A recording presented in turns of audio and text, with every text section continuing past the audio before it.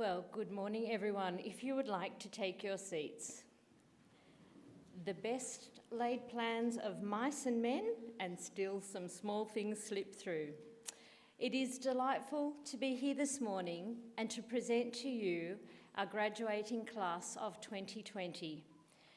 I would like to now invite the girls in order to make their way onto the stage. Alice Berry. Charlotte Caldwell, Lily Coleman, Annabelle Finnemore, Eva Flannery, Josie Flint, Lily Graham, Caitlin Hansford, Brenna Hollis, Olivia Hoppy, Sarah Hughes,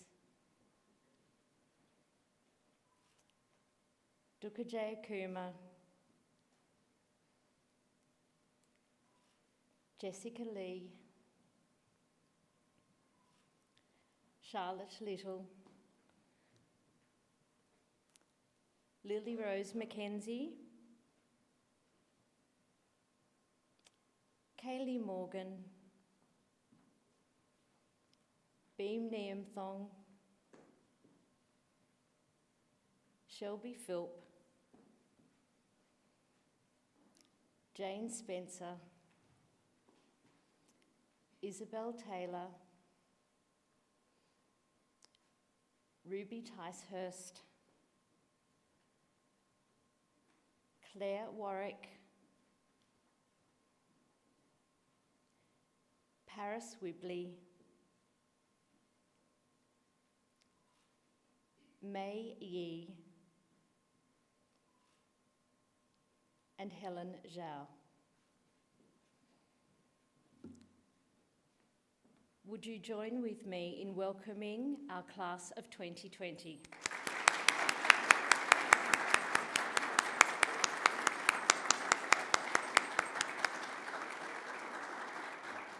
Again, welcome to our first and what we trust will be our last virtual valedictory assembly. For those joining us remotely, the college gardens look stunning, and a special display of blossom and bud a fitting tribute to the class of 2020. And we trust that some of the showreel footage that we will make available to you will demonstrate that. Thank you for your understanding of the last-minute changes in our arrangements and your willingness to follow the COVID-19 safety protocol to enable you all to be with us this morning. To our guest speaker, Alison Stewart, joining us from COVID-free Gunnedah, thank you for making the trip across country. To staff, past, both present and those via Zoom, and girls live streaming through into the DKC, thank you for attending and taking part in this significant valedictory assembly, marking the conclusion of the formal schooling for our class of 2020. Whilst we have endeavoured to keep many things in our valedictory assembly consistent as part of our COVID-19 safety plan, some modifications have been required. We are unable to sing corporately, and so we've invited some individuals to sing on our behalf. Also, on behalf of College Council, I offer the sincere apologies of our chairwoman, Mrs. Leah Russell, and other members of College Council and special guests who were not able to join with us in person in keeping with our restricted visitor numbers on campus. I do, girls, wish to assure you that you are very much in the prayers and the support and best wishes of College Council for each one of you in this significant event. I would now ask everyone to be upstanding while our Year 9 student, Nami Collins-Witters, offers a welcome to country, and following that we will remain standing as Katie Alcorn from Year 9 sings the National Anthem. Would you please be upstanding? Thank you.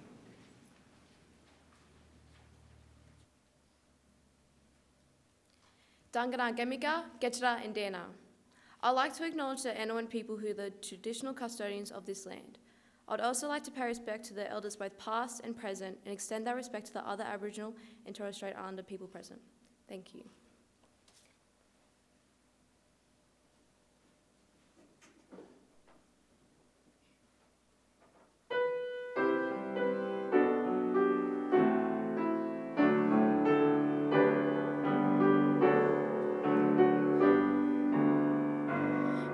Australians, all let us rejoice, for we are young and free, with golden soil and wealth for toil. Our home is girt by sea. Our land abounds in nature's gifts of beauty, rich and rare. In history's page, let every stage advance Australia fair. In joyful strains, then let her sing, advance Australia fair.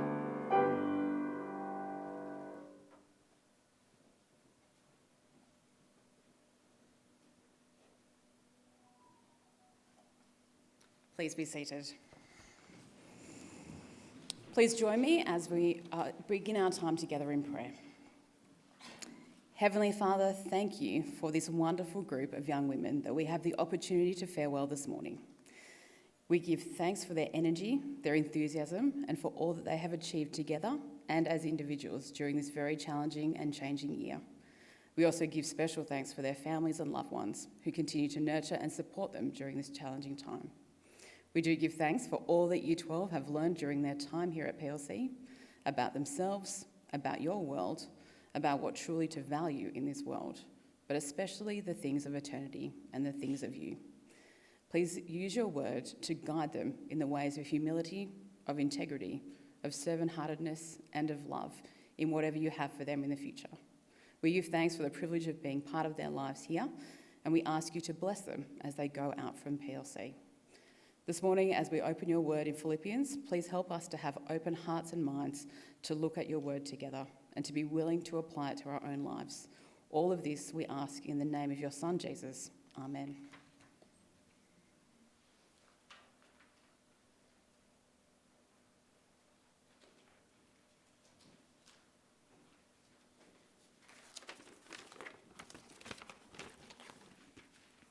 Good morning, Mrs. Taylor, distinguished guests, staff, family, students, and most importantly, Year 12 2020. I remember quite distinctly the moment 13 years ago when our kindergarten teacher told us that for us, the sky was the limit, told us we could be anything we dreamed of, and then yelled at me for talking too much and distracting Shelby Philp. In the 13 years since then, though, we have truly grown up at this school. Until today, on our very last day, Year 12 2020, we have finally done it and are ready to move on. I'm not going to lie, we did count down the days, our last sports games, our last assessments, our last class, our last assemblies. The funny thing is, though, that now, with just one day left, I know I'm not alone in saying that the time has gone by far too quickly. Because it is only now, as we look back on our schooling, that we are all too aware of what we are leaving behind. However, before we finish, not with a bang or a whimper, but with genuine appreciation and love, we must first take a moment to thank our unwavering sponsors, without whom this race would never have been won. To our teachers, all we only ever wanted for you was to feed us, and so it was a shock when that wasn't all you wanted to give us. The lessons you've taught us are much bigger than the confines of the HSC. Mr. Schumack, for example, let me call him Schmackos for 2 years. It is only because of Mr. Sheridan that I know how to compose a hit list and have an extensive knowledge of narwhals, and it is only through Mrs. Clinch that we discovered the versatility of a brilliant English teacher that could also be so good at Maths Extension 1 and the French horn. Mrs. Patterson, I remember a time in Year 6 that Claire McLaughlin and I were sent out of the classroom and you said come back inside when you're ready to be a bit more mature, and we just didn't come back inside. Well, I'm ready now, Mrs. P, and that's all because of you. And Mr. Dorian, who shares this last day with us, but should not be mistaken for an 18-year-old girl despite the recent re-return of his hair, your legacy at PLC will be unforgettable, both as a teacher and a mentor, but also as a genuinely kind and caring dinosaur badge-wearing individual. Thank you for everything you have done for us. To Mrs. Taylor and Mrs. Caldwell, thank you for your steadfast leadership, kindness, advice, and support throughout the year, not just for me, but for every student in our school. It speaks volumes that I could easily work my way through the entire list of teachers, admin, workmen, and staff as a whole, and specifically list times that you have all had an impact on us. You have been our mentors, our cheer squad, and even our genuine friends, and we are forever indebted to you. Thank you so much. To our parents, thank you not only for your obviously brilliant genes, but for putting up with us through every breakdown, every rebellious phase, every first day, every soccer game. You have instilled in us the values that have made us the people we are and always taught us to dream big. In fact, I remember a time when I was watching Spider-Man and I got off my couch and I told my mum, "Hey Amma, when I grow up, all I want to be is Spider-Man." To which she responded, "Thuka, you graduate next week, grow up." In the end, you all mean everything to us, and we know that we never could have done it without you. To our larger families and our siblings, thank you for turning up to all of our things, even when you didn't want to turn up. Shout out to my older brother Sam, who I think made up 50% of the male presence at every single PLC event, and parents like Millie Graham, who is our collective adopted mother. When I look back on these 13 years, however, I know what made PLC so special was not the very powerful air conditioning in the science lab, but you, the girls. From Pippi Constable, who vomited on the bus, to every excursion in Year 1, to the Year 8s that wrote us the kindest letters I have ever read. You are the people that have made this school a home. You are the reason we looked forward to coming to school. On this, our last day, I do have a confession to make though. The scavenger hunt that you were all doing yesterday, yeah, that led absolutely nowhere. There was no prize and no place where hot finds cold. I don't even know what that means. And finally, to Year 12 2020. It was very hard to have to write this address for you. It is always going to be impossible to say goodbye to the people that have been your family for so long. Lily Coleman, you will always be the person that was the smartest and dumbest in the room. Liv Hoppy, you might be genuinely nice and hilarious, but you will always be better at being a human pillow on bus trips. Charles Barkley, known to most as Charlie Caldwell, you might not have gotten that role in Sound of Music even though you were the only one going for it, but you are one of the nicest humans I've ever had the privilege of knowing. Charlotte Little and Kaylee Morgan, I know I've procrastinated 2 years of my study periods with you guys, and there's never been a time that you haven't failed to make me laugh. Izzy Taylor, we were called the Devil Twins by Mrs. Hadfield in Year 7, and I suppose there's some truth in that now, because you have become my sister. As a year group, we have come a long way, from fairy houses in the forest, and Year 6 hasn't got talent behind the library. In fact, I think we're the only year group that would hear a fire alarm, think it was a lockdown, and hide under our desks for an hour. I also do have another confession to make now that it is our very last day. Annabelle Finnemore, do you remember that 1 hour period where we all sat in a circle while Sarah Hughes explained the meanings of your dreams and read your palms? Yeah, well, she didn't actually take a university course in dream reading, and she was making up absolutely everything she was saying. The funny thing is, I genuinely believe I could stand here and list reasons why every single student in our class is so special and unique, like a belly button. But there's one thing I will say. As a class of 2020, not only did we do our HSC, our guild dramas, our carnivals, our marchings, but we did it all in the midst of a pandemic, through bushfires, through floods, through murder hornets. It has quite literally seemed like we were stuck in a post-apocalyptic Hunger Games movie for the past year, but we pushed through it, did it anyway, and I truly believe now that we are ready for anything that lies ahead. Maybe Ruby Tice will finally fulfill her dreams of becoming a hand model. Maybe Sarah Hughes will quit school and patent her idea for a nutcase, a small briefcase to carry around nuts. Either way, Year 12 2020, your potential is endless. 13 years ago, my kindergarten teacher did tell me the sky was the limit. But it is only now, on our last day of school, that I've come to realise how unbearably, unnecessarily untrue that is.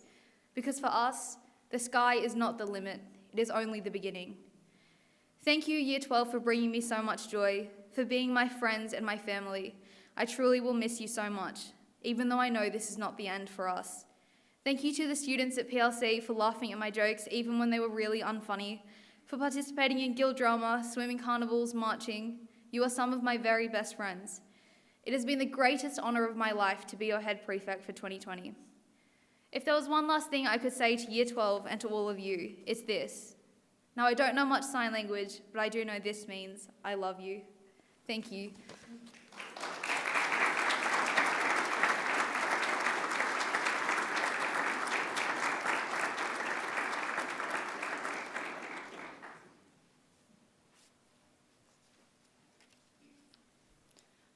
Good morning, Mrs. Taylor, distinguished guests, teachers, parents, and most importantly, our friends. Following Year 12's proposal to change the guild names to better reflect who we are as a school, what we represent as students of PLC Armidale, and what we aspire to be, we thought it only fitting and necessary to indicate this change on the boards as well. We will be gifting the application of the new names to the Guild Board. They will be placed between the names of the current leaders and the following leaders of the guilds to come. We would like to present this letter to Mrs. Taylor as a promise of our donation.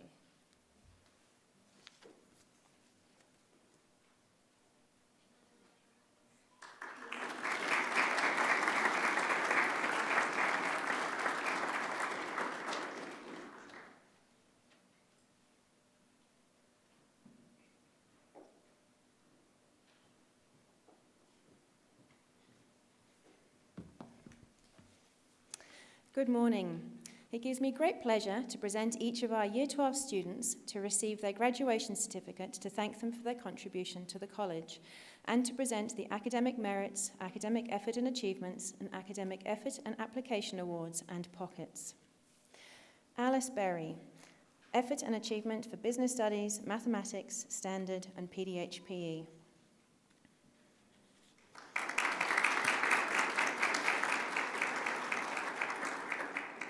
Charlotte Caldwell, Academic Merit for English Standard, Blue Pocket for Sport.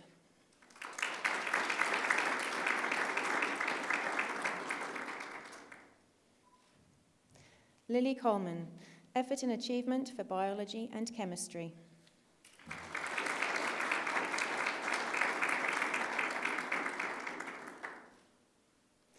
Annabelle Finnemore, Effort and Achievement for Agriculture.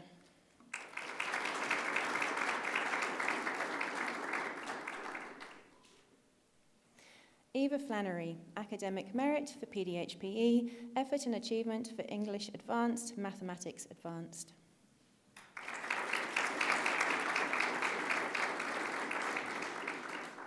Josephine Flint, Academic Merit for English Advanced, Effort and Achievement for English Extension 2 and Modern History.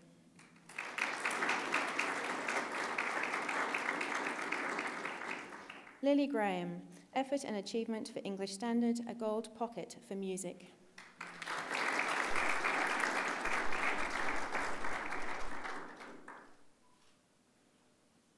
Caitlin Hansford, Academic Merit for English Extension 2, Music 2, Effort and Achievement for English Advanced, English Extension 1 and Modern History, and a Gold Pocket for Music.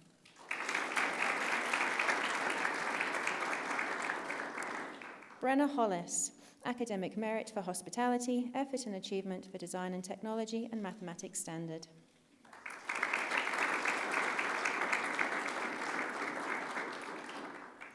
Olivia Hoppy, Academic Merit for Music 1.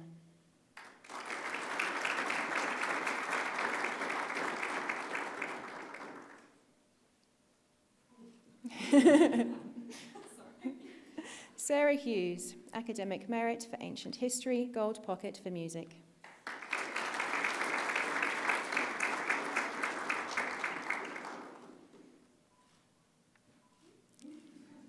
Dukha Jayakumar, Academic Merit for English Advanced, Modern History and Physics. Outright Gold Pocket for Academic, National Youth Science Forum 2020. Outright Gold Pocket for Academic, UN Youth State Everett Competition Model UN 2020. Outright Gold Pocket for Creative Arts, Lions Youth of the Year Public Speaking 2020. Outright Gold Pocket for Creative Arts, Zonta Young Women in Public Affairs 2020. And Outright Gold Pocket for Creative Arts, Certificate of Voice and Communication Australia 2019.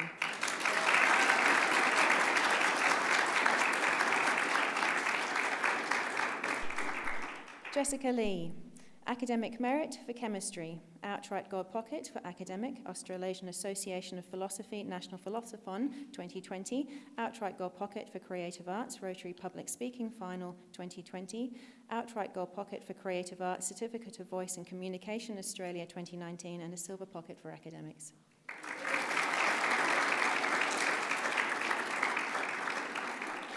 Charlotte Little, an Academic Merit for Mathematics Standard.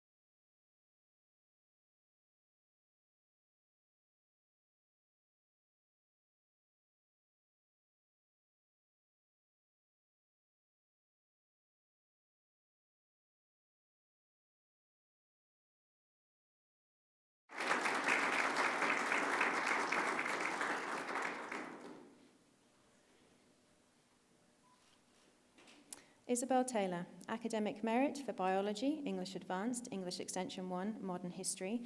Outright Gold Pocket for Academic, Association of Heads of Independent Girls' Schools 2018 Ethics and Reasoning Finalist. Outright Gold Pocket for Academic, UN Youth State Everett Competition Model UN 2020. And Outright Gold Pocket for Creative Arts, Certificate of Voice and Communication Australia 2019.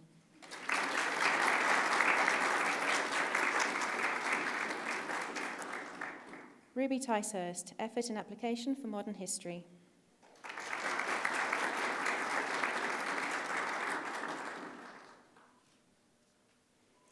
Claire Warwick, Academic Merit for Music Extension, Effort and Achievement for Music 2, Outright Gold Pocket for Music, Gondwana Voices 2020, and Gold Pocket for Music.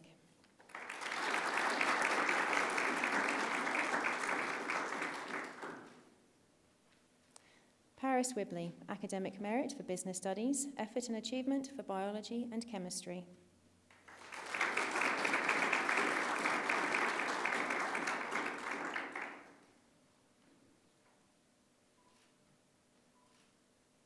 Mei Yi, Outright Gold Pocket for Academic, Australasian Association of Philosophy, National Philosophon 2020. Outright Gold Pocket for Creative Arts, National Art School HSC Intensive Studio Practice Course 2019, and Blue Pocket for Social Service.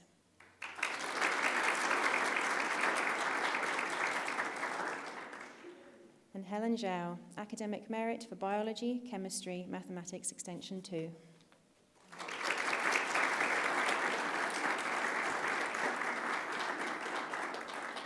Please join with me in congratulating these girls again.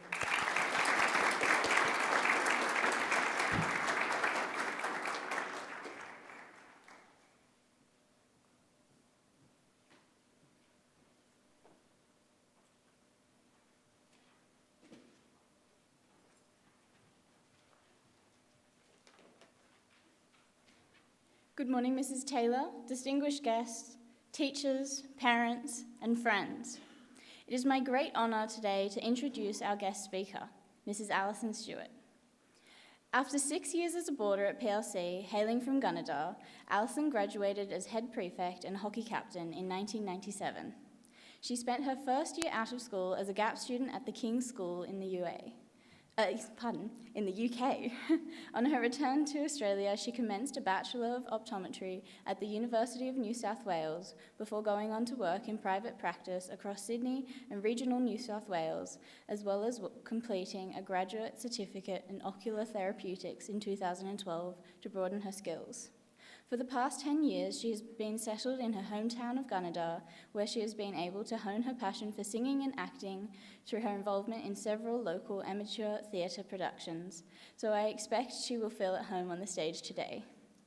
As a graduating class stepping into this uncertain world, we are eager to hear the current experiences of a woman from regional Australia forging a career in our broader community. Please welcome to the stage Mrs. Alison Stewart.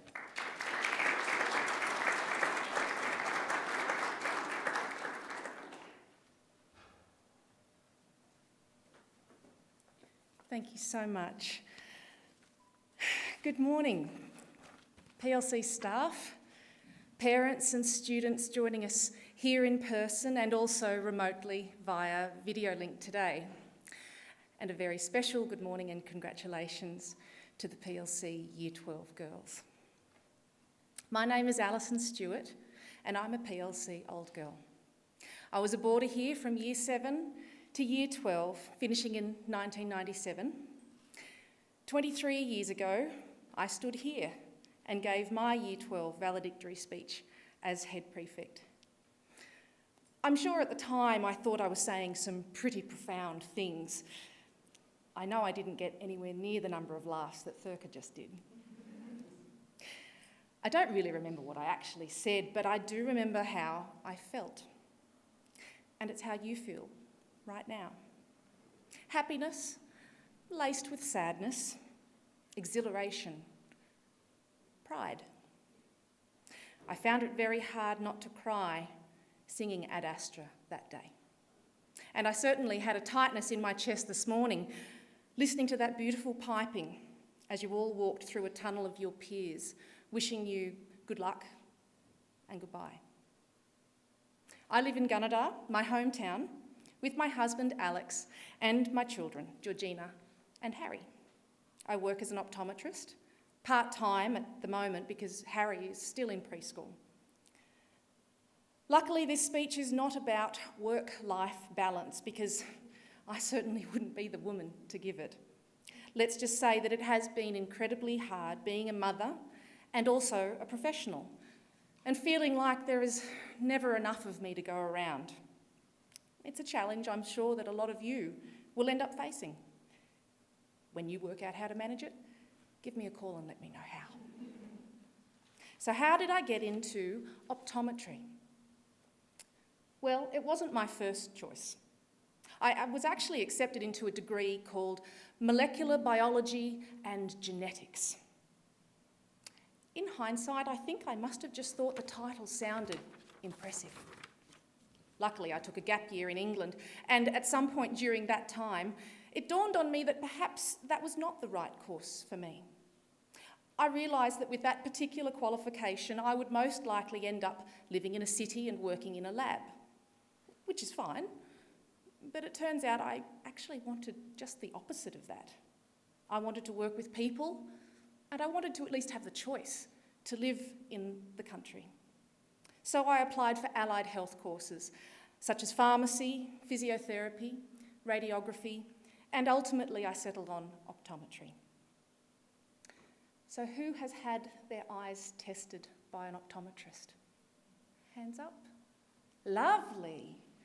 And those of you who didn't just raise your hands, I urge you to make an appointment at your earliest opportunity. Everybody should have their eyes tested. Pop quiz. What do optometrists do? Year 12, any hands up? What does an optometrist do? Easy. Oh dear. Well, luckily, here's a slide I prepared earlier. I was hoping somebody would yell out, "Make glasses," because that's pretty much what most people think we do. And I'm going to let you in on a little secret. I have not physically made a pair of glasses myself, personally, since university, and I'm not sure that I actually could. These days, most optometrists have centralised labs where we send the jobs to be made. So what I do is prescribe glasses, certainly, but we do many, many other things. We have to help patients choose the right eyewear, fit contact lenses, diagnose binocular vision problems, prescribe eye exercises, manage myopia, specialise in orthokeratology, diagnose and explain colour vision deficiencies, remove foreign bodies, so many foreign bodies, diagnose and treat dry eye, treat anterior eye conditions, diagnose, refer and co-manage more serious eye disease like glaucoma, cataract and macular degeneration, test vision for car, truck and pilot's licences, perform vision screenings in schools. I could go on and on. Optometry is so broad, and I urge any of you who have pricked up their ears listening to this morning to perhaps consider it as a future career. I'm very fortunate that I work with a fellow who is an early adopter of new technology. So where I work, we have all the latest equipment to work with. Recently, for example, we purchased something called a Monaco ultra-wide field retinal imaging with integrated OCT. Talk about sounding impressive. Even more impressive, there's only 2 of them in Australia, and we have one. So contrary to some people's way of thinking, that if you want the best, you have to go to the big smoke, well, we take great pleasure in providing the best in little old downtown Gunnedah. It's just like we all know that you don't need to go to the city for a top quality education. It's right here. The other part I love about my job is that I do it in a small town where people really do know and care about each other. I might go to work, for example, and see a patient who has metal stuck in his eye who plays tennis with my husband on a Wednesday night. Then there's the patient who presents with a retinal hemorrhage, who's actually also my neighbour. I might prescribe glasses for a young boy who's in my daughter's class at school. The closeness of a rural community is not unlike the closeness that exists in a small school, like PLC. When I was a student here, I could pretty much name every girl in the senior school and plenty of the primary school girls also. I felt like I mattered here. Living in a place like Gunnedah gives me that same feeling. Now, don't get me wrong. When I was in my teens, I couldn't wait to get out and go and live in the city, and certainly my university years were exciting and wonderful. But once I graduated and knuckled down to full-time work, the novelty of city living wore off after a few years. At one point, I used to commute an hour to work on the train, and at the end of a long day, another hour home. My now husband and I lived in a flat in Artarmon, and in the 5 years that we lived there, we didn't actually make any new friends that weren't work connections or people we already knew from school or uni. We felt no sense of local community, of belonging. By my late 20s, I realised that we were on a treadmill getting nowhere, and I convinced Alex to pull up stumps and head back to the country. And I can honestly say I wish that I'd done that several years earlier. So, winding back to the 90s, my time at PLC. It's a cliche, but they actually were 6 of the very best years of my life, without question. I was also in a fairly small year group. We ended up with fewer than 30 girls graduating year 12. Just under half of us were boarders, I think. I loved guild activities like the swimming carnival. I think for a lot of us, more effort was put into thinking up new guild cheers and trash talk than we expended in the pool. Guild marching at the athletics carnival was always amazing in the end, but the lunchtime practices did get tedious, and herding the little ones into straight lines was often an exercise in futility. But guild drama remains top of my highlights list for sheer fun, creativity and teamwork. We thought we were so funny. And at times we were. For my last Macquarie Guild drama in Year 11, I donned a safari suit and pith helmet to become David Rabbitsborough, the narrator of Macquarie's play that year. I also managed to leave out an entire scene at one point, which I have never lived down. As a side note, the next time I performed on stage was 22 years later in a local production of Chicago. Now, the take-home message here, girls, is that just because you grow older and have to adult doesn't mean you have to stop having fun. I'd never forget that. I played saxophone in the school jazz band under the formidable and wonderful Mrs. Deirdre Rickards. One year in the Armidale High School hall, we played last in our section of the Eisteddfod. The adjudicator asked us to remain on stage, announced us as the winners, and requested we play an encore. I've never seen Mrs. Rickards so happy. But then she proceeded to conduct us for the encore, about twice as fast. So at breakneck speed, we blasted out the song Tequila, complete with cowbell, party whistles, and raucous shouts of "Arriba!" to great applause. It was a moment. Another fond memory for me is our trips to Sydney for IGSA sports matches. I guess that would be another thing that you girls missed out on doing for the last time this year. Is that right? Yeah. When I was a junior, the senior girls must have really had a thing for country music because they seemed to play nothing but Garth Brooks on the bus stereo all the way to Sydney. Even our coach, Mr. Davey, would be persuaded to crack out a little karaoke.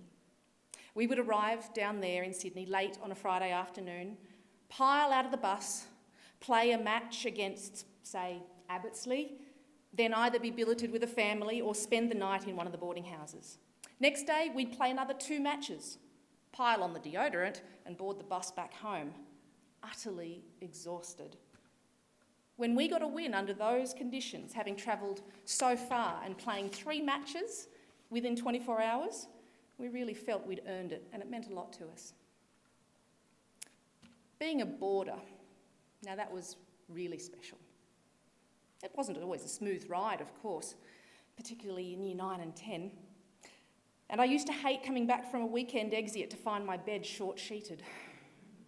And it was tough, with just 1 outgoing payphone and 1 incoming landline phone for the whole boarding house full of girls. No mobile phones. But on the plus side, there were late-night conversations that never ended, competitions to see who could fit the most biscuits in her mouth, making 2-minute noodles and Milo and Vegemite toast, watching Top Gun and Dirty Dancing over and over and over again, poring over Clio magazines together and secretly wondering what half of it meant. Sometimes the food in the dining room wasn't awesome. I still have strong feelings against beef stroganoff to this day. But there was one boarder's lunch that day girls would offer to swap their lunches for.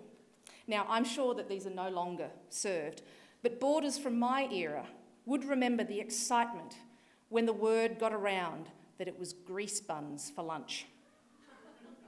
Yes, they were called grease buns. This comprised half a hamburger bun on which was placed either a piece of bacon or a slice of tomato, topped with cheese and then grilled. If you were late to lunch, you got tomato. Once when we were in Year 12, we took the Year 10 boarders out for pizza at Pizza Hut one night. We raided the school's drama wardrobe and picked the most incredible outfits to wear. Katie found a powder blue number with a high neck. Katrina donned a flowing red crepe gown and paired it with football socks. Sally selected a pair of rainbow flares and a tartan poncho, and my choice was a skin-tight purple and brown tunic dress with a bright blue patent leather belt. I think the previous slide might show those. Yes, magnificent. We then dressed our Year 10 dates with collared shirts and men's ties, wrote property of Year 12 in permanent marker on their foreheads, and off we all went to Pizza Hut. Of course, these shenanigans were just a warm-up for our Year 12 muck-up day, but perhaps that's a story for another time. I want to leave you with a few final thoughts. Although you girls will soon leave this beautiful place, it won't leave you. You'll pack away your school books, maybe sell or donate your uniform, and look forward to the next thing. The excitement of university or TAFE or work will take over, and PLC will get pushed a little to the back of your mind. That's normal. But it's still there in the decisions you make, in the standards that you'll set for yourself in life, in the people that you'll choose to surround yourself with. You'll make many new friends, no doubt, and wind up having successful careers and families. But I can tell you, at age 40, there's nothing like being able to pick up the phone and calling a friend who knew me when I had braces on my teeth. Or calling a friend who would write the names of the boys they liked in the back of my school diary and made me promise not to tell anyone. Or calling the friend who shared a disastrous first-time fake tanning episode in the boarding house bathrooms with me. Yeah, you know. It's these girls beside you now that will become more special to you as the years go by, not less. At least that's been my experience. The girls in my year, we've all travelled many miles to attend each other's 21sts, 30ths, and this year, 40ths. Except me, I turned 40 during lockdown, sadly. And we've travelled to attend each other's wedding, hold each other's babies when they arrived. In fact, a group of us were supposed to fly out to Bali on Monday this week, a trip we had all been planning for nearly a year. I still tell this group of girls things that I couldn't tell anyone else, and I know they'll still love me no matter what. When my parents sent me here, I knew I'd get the gift of a top-notch education, and I did. But I didn't realise what an enormous gift of friendship I would also receive from the girls around me. And that friendship would continue to strengthen over the years. And I have this place to thank for that. And now so do you. Good luck, girls, and thanks for having me back.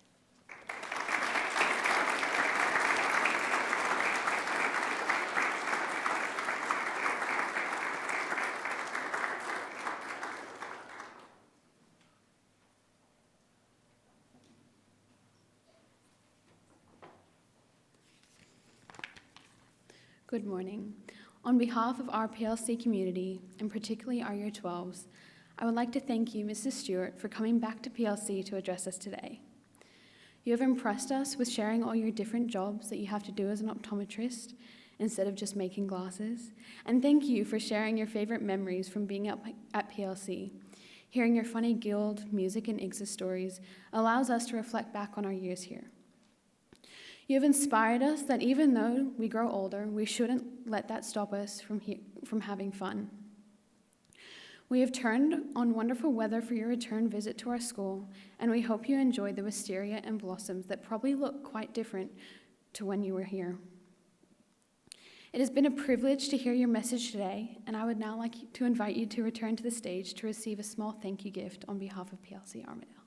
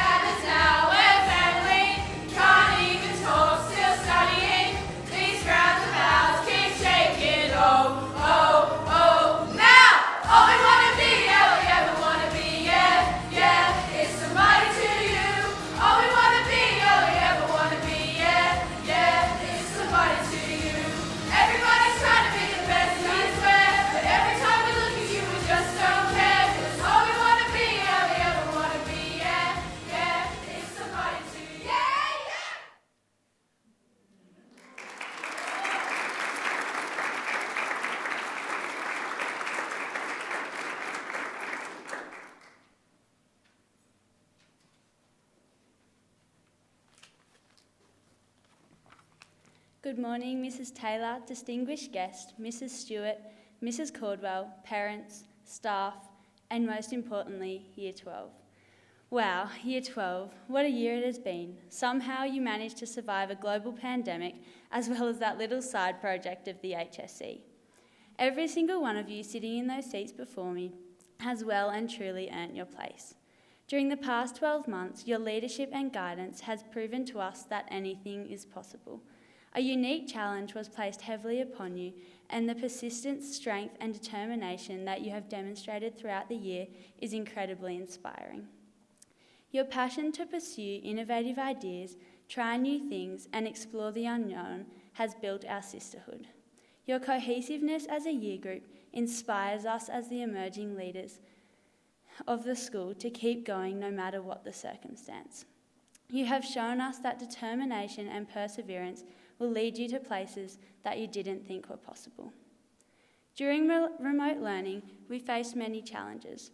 Your ideas and initiatives to stay connected through technology, even if the dinosaur teachers found it frustrating, were fun, engaging, and kept our school spirit alive. Although I haven't put together a hilarious video recounting your activities through remote learning, I do recall some amazing initiatives. Whether it was Charlie trying to throw a piece of toast into a toaster backwards, or Sarah's weekly challenges, or the Wellbeing Wednesdays, these activities continue to build the PLC community. You as a year group are always there, whether it's smashing it on the sporting fields or astounding us with your drama and music performances. It was always unquestionable that you were going to be there and that there was going to be a strong representation of Year 12s. The SRC this year has been amazing. Thanks to Duka, Caitlin, Jess and Lily Rose, they lead the school's ideas with such power. It generated results that raised significant amounts of funds and awareness for well-deserving causes. There was no words to describe how lucky we were to have you, leading our initiatives and making extraordinary impacts and improvements throughout the school and the wider community. There is no doubt it will be a very hard act to follow, but I look forward to continuing your ideas with the same amount of passion as you did. On behalf of all the girls here at PLC, I think it is safe to say that you have been the backbone of our sisterhood. Your ongoing support, care and love has got us all through the year of COVID-19. You have definitely left us some very big shoes to fill, and I can't thank you enough for the absolutely remarkable job you have done this year. Bob Marley once said, "Don't worry about a thing, because every little thing is going to be all right." So Year 12, I wish you all the best, and don't worry, I know every single one of you will do an amazing job wherever you may end up. We will miss you, and good luck.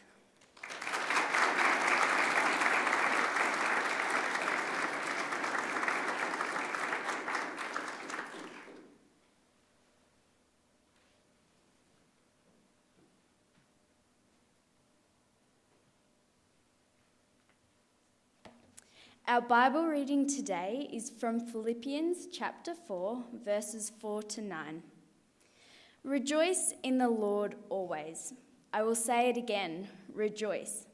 Let your gentleness be evident to all. The Lord is near. Do not be anxious about anything, but in everything, by prayer and petition, with thanksgiving, present your requests to God. And the peace of God, which transcends all understanding, will guard your hearts and your minds in Christ Jesus.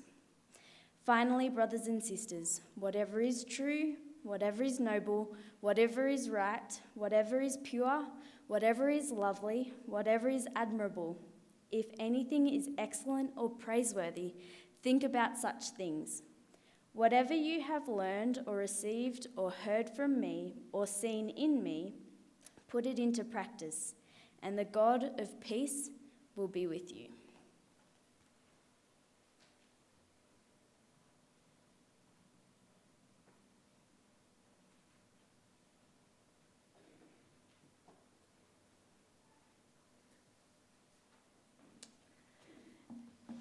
Thank you, Natalie, that was beautifully read. And thank you to Lily for your tribute to the class of 2020.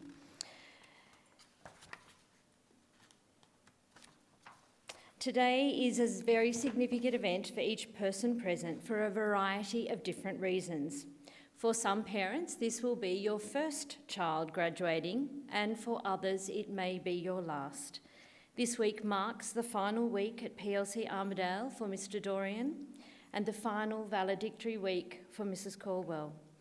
The fact that we are here, and girls, your request to have the whole of the senior school together for the first time in an assembly this term, and now parents or special guests with us also, is something we should not take for granted, as many schools have not been able to do that for their valedictory events.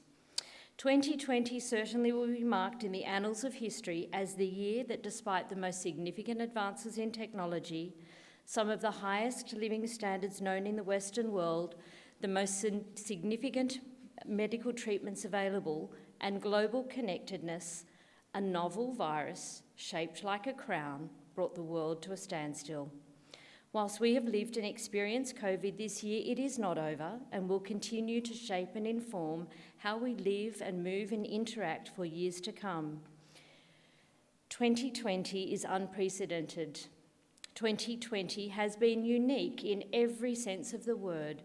Unique is also a fitting word for our class of 2020.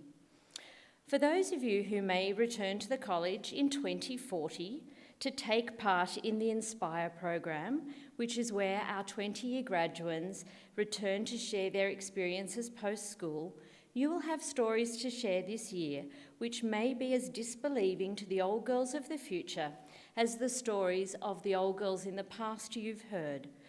Those stories where old girls slept on the veranda of Birida, or wore white gloves and their black velvet socials uniform to the dances with other schools, or those border weekends that involved rock picking out of the ground that we now enjoy playing soccer on.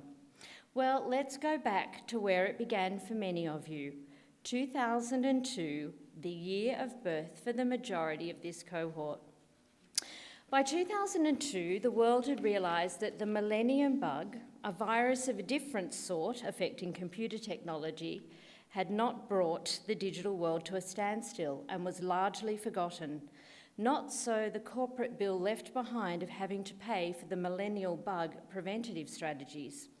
2002 saw the birth of the euro currency, marking the coming together of countries forming the economic union through commerce and a shared currency comprised of notes and coins.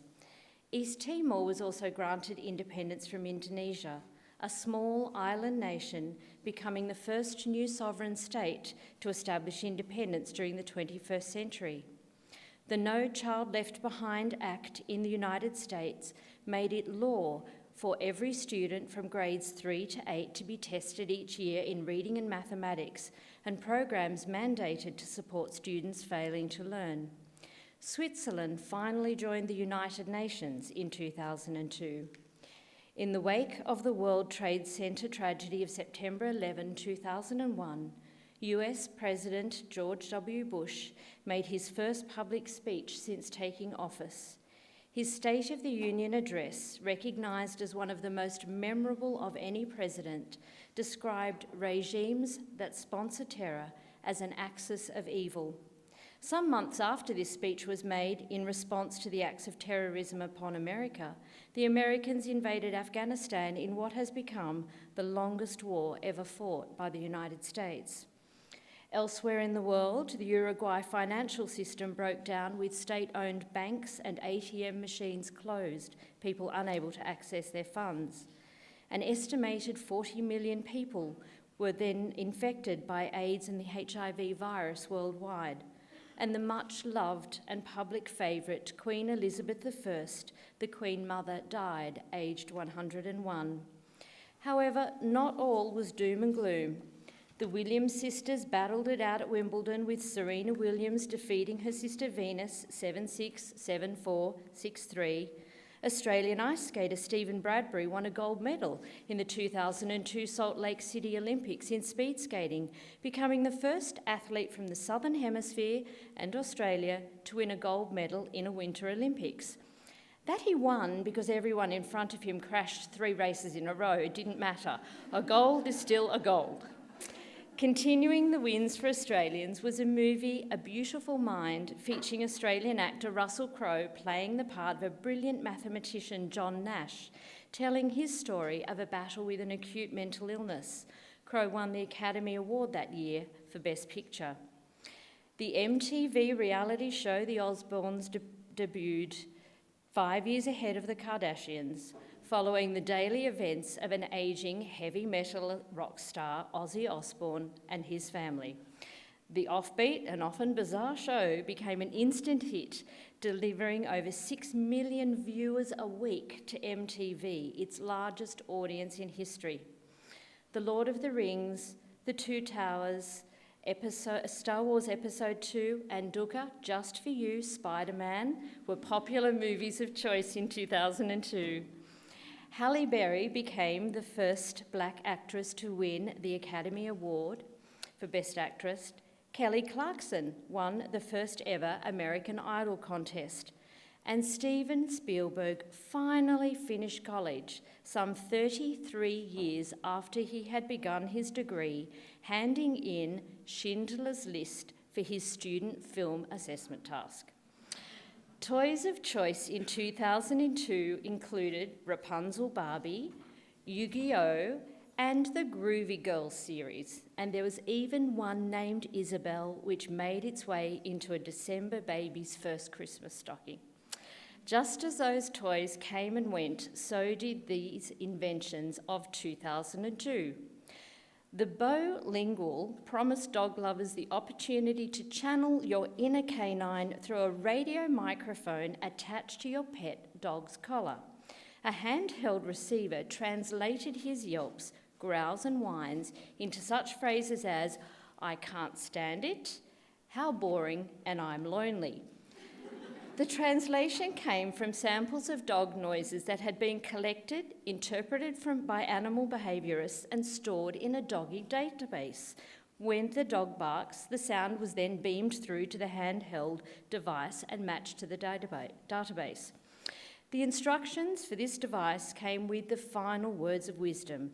When in doubt, if you still can't understand your dog, take him for a walk. Or what about the phone tooth? Tired of having to wear a cell phone on your belt or carry your phone wherever you go? The promise in 2002 was that you may not have to. 2 British researchers developed a prototype phone tooth that could be embedded in a molar tooth and receive phone calls. The signals are translated into vibrations that travel from the tooth to your skull through the inner ear, where only you can hear them. Great for giving instructions to spies, perhaps, but not so great for the rest of us, because while your tooth could talk to you, you couldn't talk back to your tooth. And finally, the high wire, which promised that the car of the future could look something like this. It has no engine, no steering column, no brake pedal. It requires no gasoline, emits no pollution, just a little bit of water vapour, and yet handles like a high-performance Porsche. On display at the Paris Auto Show in September 2002, General Motors, the makers of the Highwire, claimed it could be on the road ready for use in 2010. Well, it's 2020 and we're still waiting. So what bearing does any of this have on our graduating class of 2020? Well, girls, it serves to remind us that some things come and some things go, that we can't control or predict the future, and what seems immense and significant in the moment, in the light of eternity, takes on a new and somewhat diminished dimension. I was pleased to see amongst the chalk art decorating the entrance to the senior school yesterday, and so beautifully articulated in your video, the words 2020 vision with 360 thinking. You've been listening in assembly, well done. Well, the words are not special in and of themselves, but in the context of what 2020 has shaped and proven to be, we have needed more than the average sight to deal with the unexpected, the unprecedented, and at times, the unreasonable. As a cohort, your creativity and out-of-the-box thinking has been on display since Year 7. From the fashion sense at Friendship Camp, the Year 9 PDHPE Healthy Lifestyle videos, your participation in a Stedfords, Duke of Edinburgh's Adventurous Journeys, IGSA competition, AHIG's Festival of Speech and Drama, public speaking, debating, social service initiatives, and much more. You've demonstrated the capacity that you have as individuals, but the agency that you have as a collective to bring about change and to make a difference. It hasn't all been smooth sailing. There have been plenty of landmines and obstacles to navigate along the way. Disappointment, disadvantage, discouragement have characterised the journey at some point. However, these too have prepared and equipped you for what 2020 has turned out to be. You, as has already been said today, will be known as the cohort that completed the HSC in the midst of a global pandemic. Whilst at times there has been despondency about what couldn't be as you wanted it to be, this has been more than made up for by your willingness to take part in what it could be instead. Lily has just paid tribute to your contribution during remote learning. Virtual assemblies, a virtual athletics carnival, a virtual oeuvre showcasing as a collective your major student independent projects and works of such high standard. Virtual Starry Nights, the Prefects Challenges, Pancake Thursday, and your Pen Pal project with the residents of Ken Thompson Lodge are things that you should look back on and be very proud of leading, not to mention leading the proposal to rename the college guilds.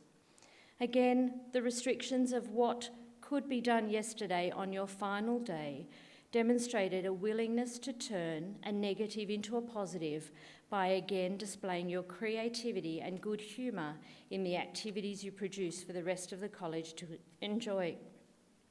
The whole school lunch, the soccer game and the colour run to finish made for an enjoyable day for all.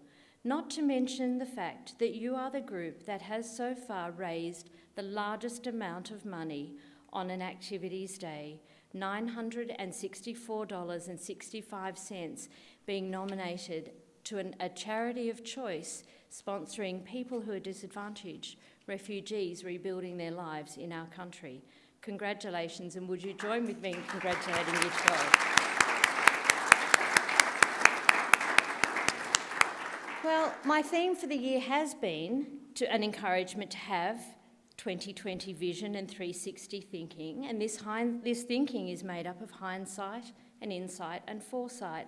But I think I've forgotten an important attribute of 360 thinking, and that is perspective.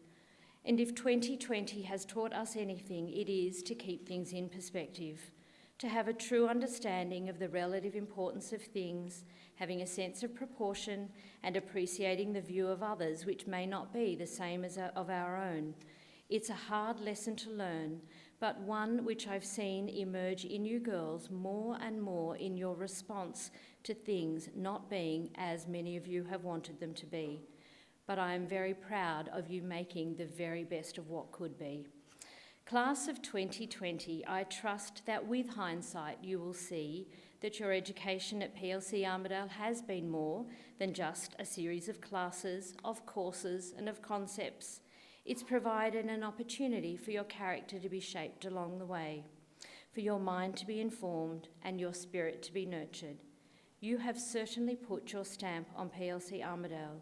You have contributed to writing another chapter in the long history of our college, and for that I thank you. The choices that we make about the lives we live determine the legacies that we leave. Our Bible reading that Natalie read today encourages us in those choices. Whatever is true, whatever is noble, whatever is right, whatever is pure, whatever is lovely, whatever is admirable, if anything is excellent or praiseworthy, choose these things. Put these things into practice. And girls, my prayer is that the God of perspective, who is in control of all things, will be with you in the days and years ahead. We are now going to have a musical interlude, which ordinarily would be when we stand and sing together. So while the stage is being set up, and since we have been sitting for such a long time, if you would like to stand up and just stretch your legs for a moment, please take the opportunity to do so, and then our musical item will commence. Thank you.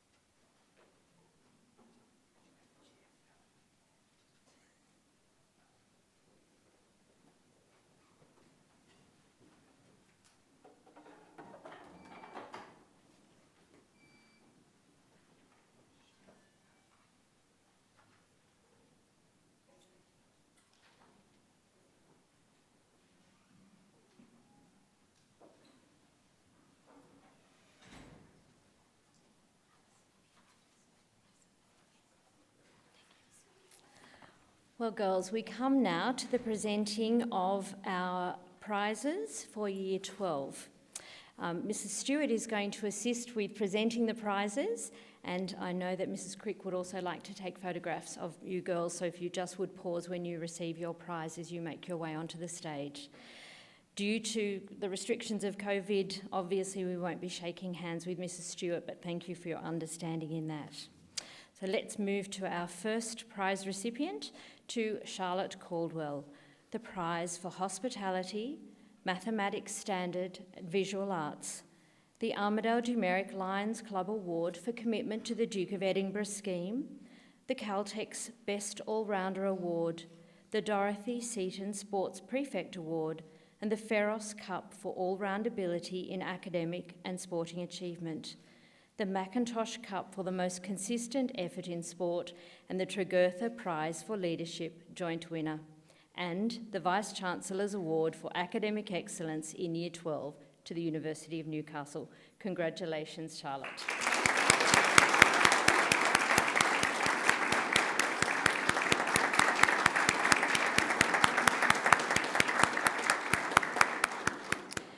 To Lily Coleman, the Prize for Economics. Congratulations, Lily.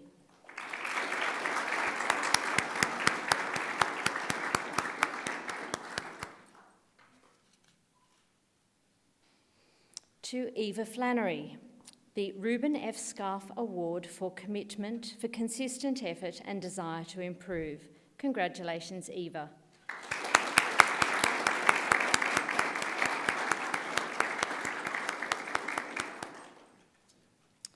To Josephine Flint, the Prize for PDHPE and the Bonifan Cup for Consistent All-Round Effort.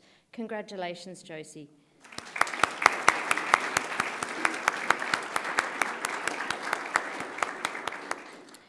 To Lily Graham, the Prize for Music 1 and the Alexandria Ada Lam Prize for Choir in the Senior School. Congratulations, Lily.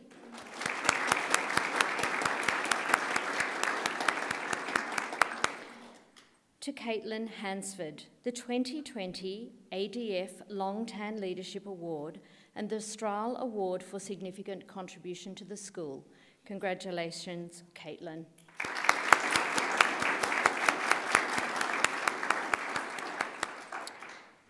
To Sarah Hughes, the Prize for Music 2 and Prize for Music Extension, and the Hutton Family Award for demonstrating courage, determination, perseverance and resilience. Congratulations, Sarah.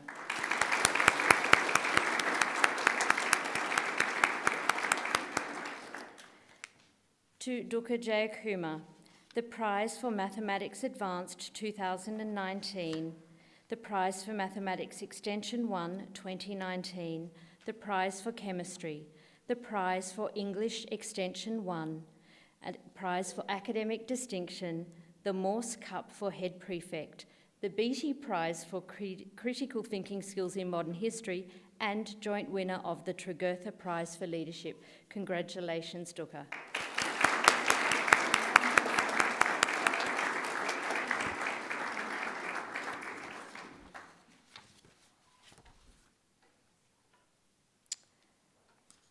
There are a new award being issued this year, and this is an award that is recognising the student who has achieved the highest results in the high school certificate, which is determined in the ATAR or represented in the ATAR, and that award is going to be known as the Matriculant Award.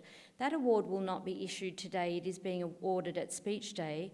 Today's issuing of the DUX Award is reflecting the student who has achieved the highest results in the school academic assessments conducted throughout the year. So to Jessica Lee, the Prize for English Advanced, the Prize for Mathematics Extension 2, the Prize for Modern History, the Prize for Physics, Academic Distinction, and the Prize for Physics, gift of Professor C. Scholl, and the Perkins Cup and Prize for Ducks of the School, a gift of PLC and Hilton Old Girls Union. Congratulations, Jessica.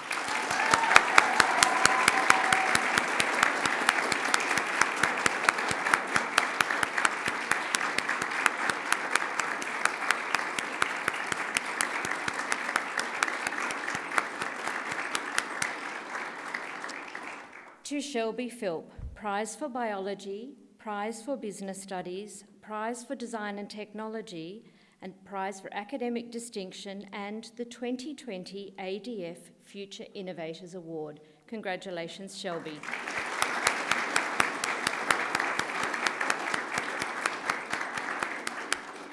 To Isabel Taylor, the Prize for Ancient History, Prize for English Extension 2, Prize for Legal Studies, Prize for Academic Distinction, and the Zonta Prize for Leadership. Congratulations, Isabel.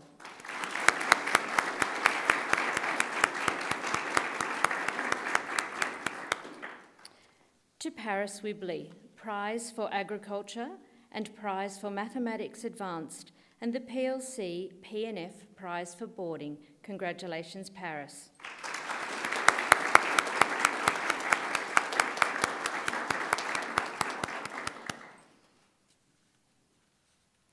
To Mei Yi, the Prize for German Continuers 2019 and the Prize for Hospitality 2019. Congratulations, May. Oh, sorry, there's a Prize for German Extension as well and the Prize for Investigating Science. Congratulations, May.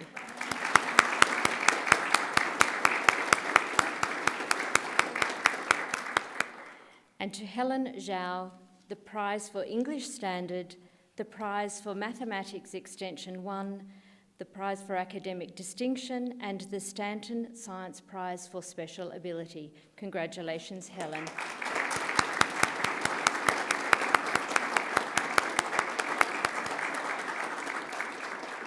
Would you join with me in congratulating again our class of 2020, our award and our prize recipients as well. Congratulations, girls.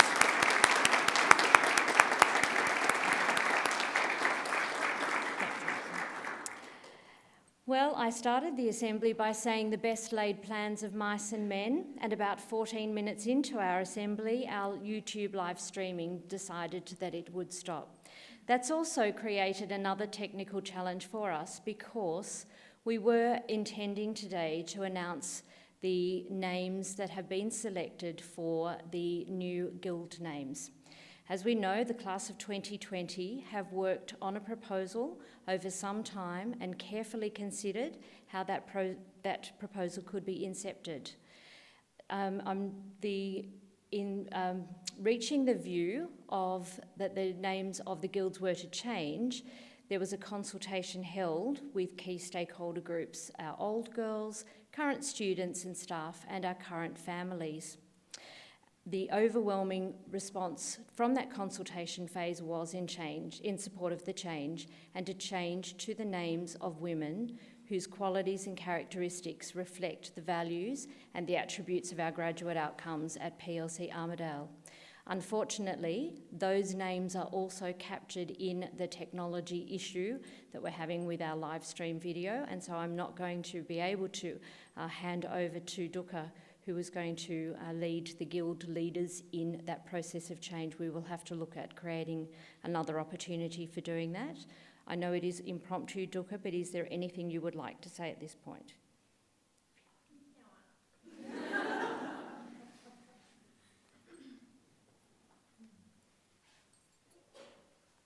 Hi again, everyone. Honestly, a massive thank you to everyone who helped us push this change through. We know that it's been long and a difficult process, but we truly have enjoyed it, and there's always been a strong reason we were pushing for this change, and we look forward to seeing what the new guild names will be. There are a few little add-alongs to changing the guild names. So part of that involves, with the new house names, we're also going to be attaching a trait to the new guild names. So, for example, the new whatever forest becomes might become the Guild of Humility, which is one of the 4 school traits. And then along with that as well, we'll be designing crests and chants next term. So thank you again to everyone, and a massive thank you to Mrs. Taylor and Mrs. Caldwell as well. Thank you. Thank you.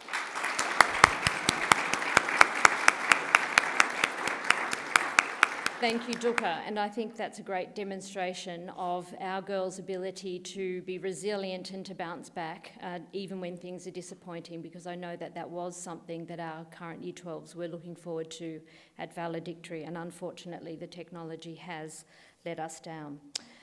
Not to worry, let's move on. We've come now to our closing prayer for our valedictory assembly followed by our school anthem and then our recessional. Thank you, Miss Lay.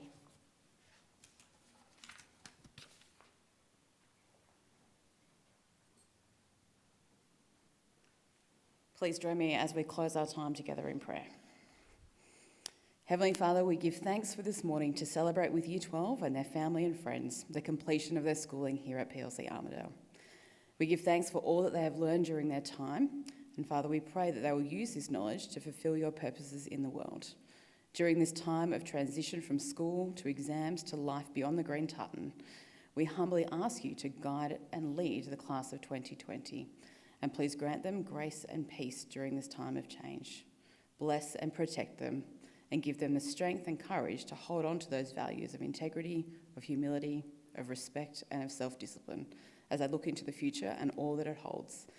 Give us all a growing sense of your goodness, we pray. Fill our hearts with gratitude for the gifts that you've given us. And most of all, it is Jesus we thank you for, who offers us life in all its fullness to those who seek him. And it's in his name we pray these things. Amen. Can I please invite you to stand for Ad Astra?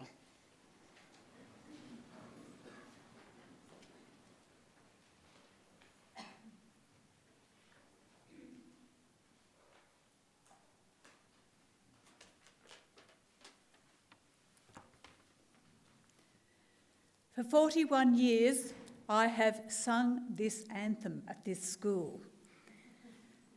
However, I have never said it before, and it's very hard to make the words fit without the music flowing. But on your behalf, I am doing the anthem as a spoken piece. I want you to think, this is the English teacher coming out, of the special imagery that was involved in the making of this anthem by someone who cared about the school, and these are some of our aspirations. Lord of this world of wonder, thy children stand here side by side, past and present and future, these walls do hide. Here where the great winds blow and the rocks are old, men built this place that children might gather together to learn thy grace. Upwards ever and outwards we will grow into thy light, fearless and faithful still, strong in thy might.